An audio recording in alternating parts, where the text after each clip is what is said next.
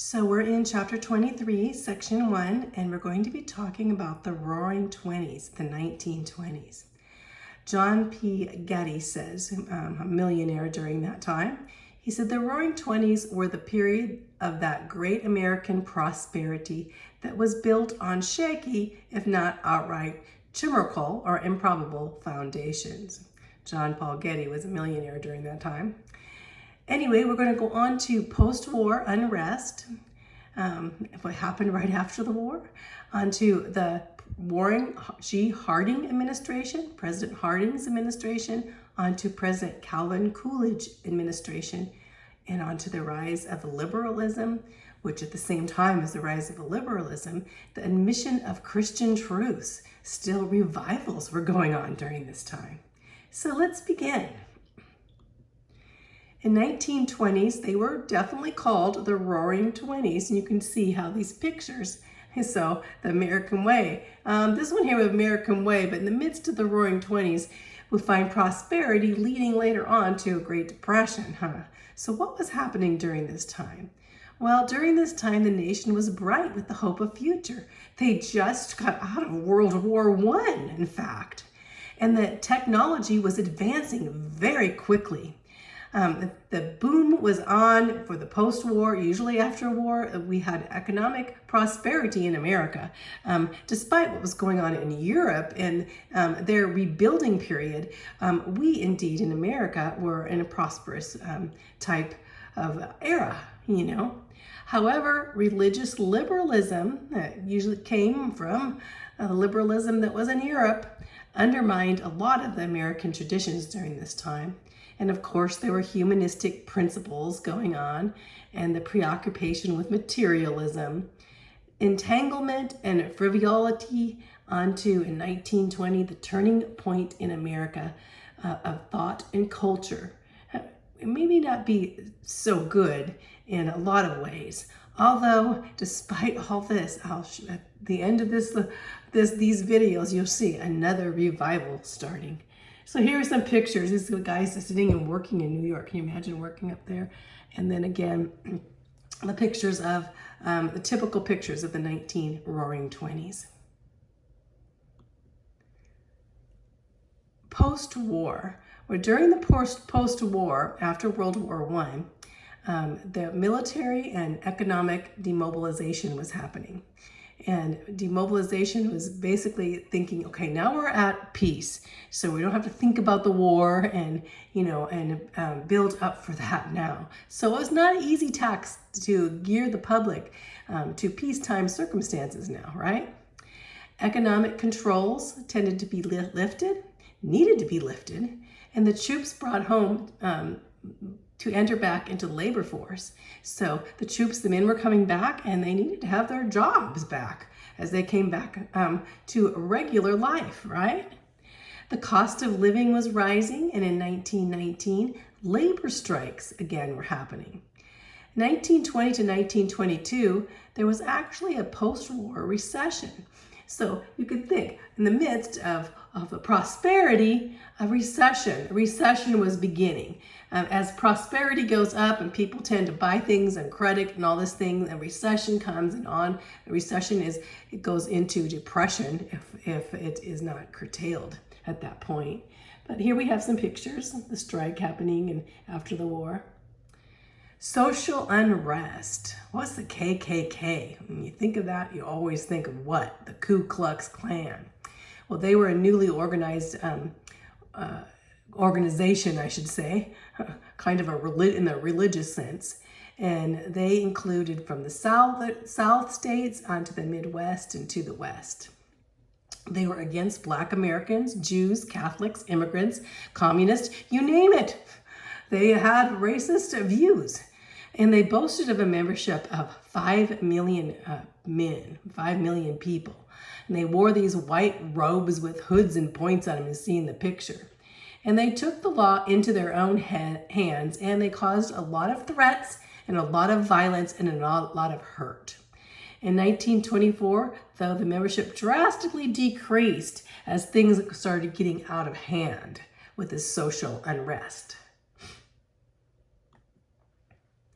The NAACP. The NAACP stands for the National Association for the Advancement of Colored People. It sounds like a good thing, although the guy that organized was definitely communist-oriented, socialist. His name was Webb Du Bois. Here's a picture of him.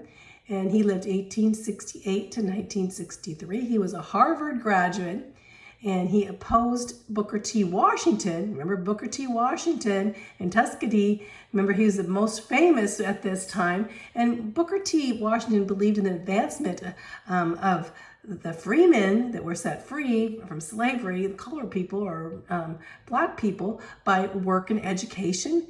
So he basically wanted to get them educated so they could get jobs and learn different types of work to be involved in, so basically through education and work. And so Du Bois, he did not like that idea. He encouraged the advancement of the colored people, or at that time they were called colored people, today we'd say the Black Americans. He encouraged that by protesting, by writing protests, and by physically protesting. So he founded the NAACP with Jane Addams, Clarence Darrow, John Dewey. All of these were very much humanistic and socialistic advancements. They actually were doing those types of advancements, or I should say that's what they stood for. And they held liberal to socialistic views. So, and later we find Du Bois, he actually became a leader of the Communist Party and moved to Ghana, and he denounced his American citizenship. So we see what happens here. Despite the idea of wanting to advance or to help the Black Americans, they wanted to bring them into more turmoil, and bringing them to more turmoil, they would actually cause to the point of that, so that the socialistic and communist government could take over. Excuse me, I have a cold right now. Increase in crime during this time. Al Capone. So Al Capone was one of the gang leaders in Chicago, most famous. They had highly organized gangs with professional criminals during this time. And these gangs had untold wealth, and they made their wealth in liquor and gambling. In fact, some of them profited almost $2 billion a year. Here we have Al Capone picture there. He lived 1899 to 1929, and he was one of the leaders of the gangs. In fact, he was famous for the St. Valentine's Massacre, which was pretty awful. On February 14th, St. Valentine's Day, 1929, Al Capone's gang killed their rival gang in Chicago, gunning down like 7 of them. Excuse me. Capone remained free until 1931, and then he went to prison. Not on murder, he went to prison for tax evasion. So if you ever visit Alcatraz in San Francisco, that was the home of the prison home of Al Capone. The communist threat. In 1917, the communists had taken over in Russia. Lenin, here's a picture of him, Vladimir Lenin had taken over and begun the communist government there. The Bolsheviks had taken. This began a worldwide communist movement. On March 1919, the Third Communist International Conference was held.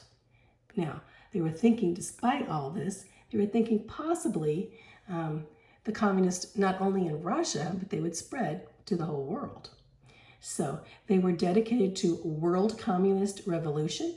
They put forth revolutions, and in these revolutions, there was a lot of violence to take over countries. And the communist activities increased after World War I. Even in the United States, we find a communist party. And this caused many discontent in the labor unions. The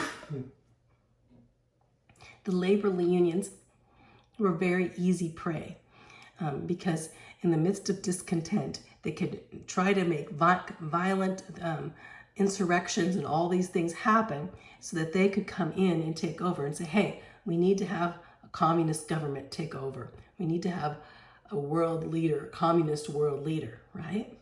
And that's what they're still doing today. In 1919, the communists actually instigated the labor strikes. So they saw, oh, this is a touchy area for America between the labor and the businesses. If we can go in and cause more uprising, then we could actually put forth our communist agenda in the midst of all of it. And that's what they'll do with any touchy areas, not only labor, but race and other problems in different countries.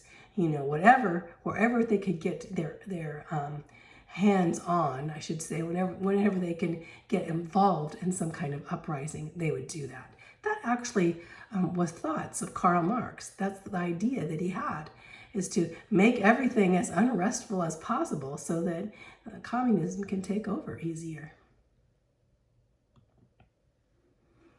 Radicals and anarchists.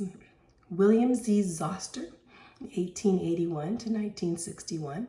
He was a key figure in the communist movement, so you can remember that. He led violent steel workers strikes, you know, basically in the midst, saying we need to strike, we need to protest, and also had a plot to mail bombs to prominent Americans, you know. Well, I don't know he and it said, but after the steelworkers strike, they went on to the bombs. And Wall Street bomb on September 16, 1920, 38 people were killed and hundreds were wounded at the Wall Street bomb. So in the midst we have, you know, not just Zoster, but other communist leaders again, you know, and causing anarchists or anarchy, and turning into radicals in the midst, going on to violent takeovers, right? So here's a picture of William Z. Zoster. He says, the trade unions are constantly growing, and the day will surely come when they will have great masses of workers organized and pit their enormous organizations against parasitic employing class and end the wage system forever and set up the long hoped for era of social justice. That is the true meaning of the trade union movement. He said it himself. Basically wanted to get in there and, you know, cause all these uprisings. He called the parasitic employing class and the wages. He was just not a good man in the midst. Here's here, Vote Communist with William Zoster and James Ford. Picture of that in the midst of what was going on. Radicals and anarchists coming to America, mainly from the radicals and anarchists in the Soviet Union and Europe. Wilson's attorney general takes action. Okay, what's this about? Well, Mitchell Palmer, he lived 1872 to 1936, took action. In August 1919, he established what was called the General Intelligence Division. Now, President Wilson, you know, is involved in this too. So basically the president putting forth Mitchell Palmer, right? Here's a picture of him. And bringing forth the General Intelligence Division. When you think of that, what are you going to think of? Well, it basically was combating the communist threat that was going on in America. And the Department of Justice was to gather information and supervise the activity against this communist threat. Later, the General Intelligence Division became the FBI, Federal Bureau of Investigation. So you probably know about the FBI because we have the FBI today. Well, the starting of the FBI was under J. Edgar Hoover. J. Edgar Hoover is a picture of J. Edgar Hoover there. He lived 1895 to 1972, and he'd be the first in the midst, the first leader of the investigation, which started, you know, with just finding out this communist scare, but it actually got into almost above and beyond into a total witch hunt in the midst of all this too. Although a lot of communists were apprehended and sent back to where they came from, right? But this is under J. Edgar Hoover with the FBI. This time was called the Red Scare. That means red means communist Russia, right? It was between 1919 and 1920. It was under the FBI. under J. Edgar Hoover of the FBI. In 1919 and 1920, there were anti-communist raids, and these raided the communist headquarters in 33 cities. 33 cities, and 500 people were deported or forced to leave the country. This indeed was called the Red Scare, and there were a lot of these communist radicals that indeed were radical. But then again, everyone was afraid and looked into in their lives, and so you had a lot, especially in Hollywood, standing up, that they had stood up in the past for some of this communist, and they were looking at everyone's lives. So people were afraid during this time, during the Red Scare, that they'd be labeled as a communist, you know. So it was crazy.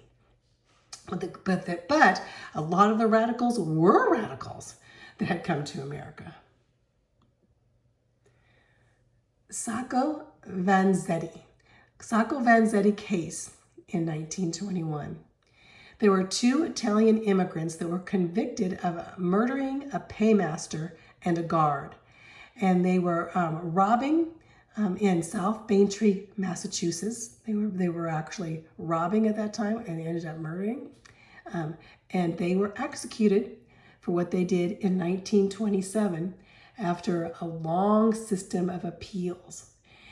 Because by the communists and the radicals, they were portrayed as martyrs. You know, so here we have pictures.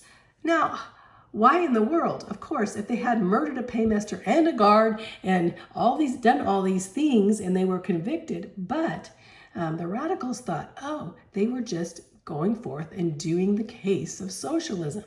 You know, so in the midst of all this, here's some pictures of them. We want justice, and then we have they were electrocuted. They really need to pay the death penalty for their crime. So they had a lot of different viewpoints on the Sacco and Vanzetti case because they had to do with communists. Okay, let's go ahead and stop there, then we'll get into the next video.